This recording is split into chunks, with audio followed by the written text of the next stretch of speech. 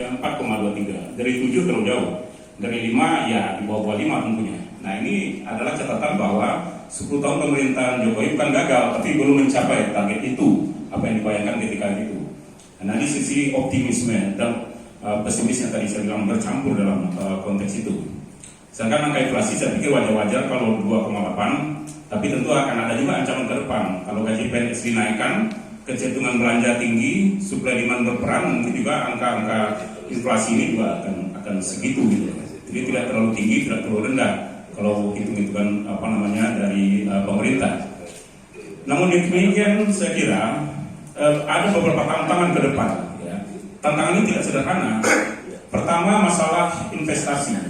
Nah ini tentu tidak mudah ya bagi investor untuk menanamkan modalnya di Indonesia karena kita akan berhadapan dengan tahun politik.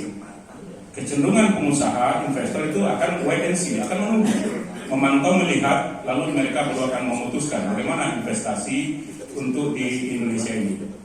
Nah saya kira ini masalahnya di mana? Pertama, Undang-Undang Ciptaker itu belum sempurna. MK minta diperbaiki, tapi itu belum dilakukan. Ini akan menimbulkan ketegangan hubungan antara pekerja dengan majikan, dan tentu ini akan mempengaruhi angka produktivitas. Sementara pemerintah dengan harapan tinggi supaya pertumbuhan ekonomi kita didorong oleh produktivitas yang tinggi, bukan lagi belanja seperti selama ini. Nah harapan itu tentu fine-fine saja, nggak ada yang salah dengan itu.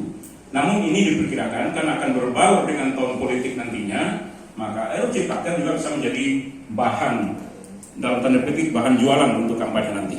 Kalau pemerintah tidak berhati-hati, hubungan antara pekerja dengan pengusaha nanti tidak harmonis, maka ini berpotensi menekan pertumbuhan yang dicita-citakan 5,2% tadi. Bahkan mungkin tidak mungkin itu kan jauh di bawah itu, karena rata-rata dunia pun demikian. Faktor berikutnya, tantangan saya ingin juga menjelaskan sedikit masalah global. Dalam hal ini terutama China. Saya kira China sekarang lagi terpukul dengan masalah properti. Andalan China itu dari PDB itu 30% dari properti. Sedangkan beberapa kasus terakhir ini untuk bidang properti di China itu terpukul. Sehingga China tidak berani juga di angka 4%-an pun tidak berani untuk menyatakan pertumbuhannya. Nah dalam konteks ini Indonesia terakhir-terakhir ini setelah China menang perang dagang dengan Amerika dalam konteks itu pasca Covid, sepertinya Indonesia lebih dekat dalam hubungan ekonomi, sehingga menurut saya ekonomi Indonesia mau tidak mau akan terpengaruh dengan kondisi ekonomi atau pertumbuhan di China tadi. Itu salah satu tantangan yang tadi saya katakan. Saya kira berikutnya juga bulan madu, harga komoditas yang tinggi pasca Covid itu seakan-akan hari ini sudah berakhir. Karena kita lihat pada hari ini beberapa unggulan-unggulan komoditas Indonesia sudah tidak dapat lagi harga yang baik di luar negeri, terutama pertengahan tahun ini.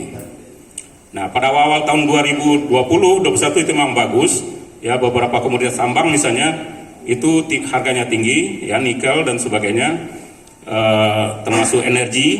Nah namun sekarang hal demikian tidak lagi terjadi, sehingga ini juga mengancam nanti angka-angka pertumbuhan tadi.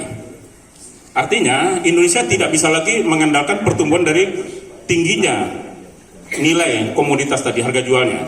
Nah kecenderungan menjelang akhir tahun juga ini harga ini akan turun. Nah sehingga nanti saya kira akan sulit untuk mencapai pertumbuhan angka 5,2% tersebut.